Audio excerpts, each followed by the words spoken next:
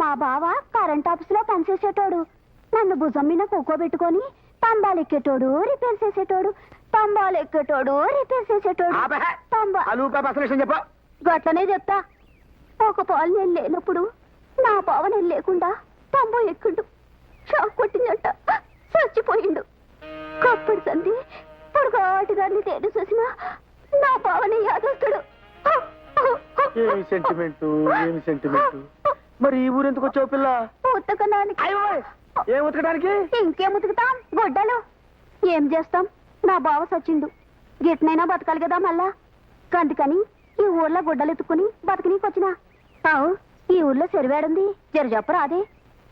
నీ కథ ఎంత అంటేనే నాకు గుండె చెరువైపోతుంది. ఇంకా చెరువెందుకు? నీకు చెరువేగా కావాల్సింది, నేను చూపిస్తా పదా. గమూట నేను చెప్తానుండు.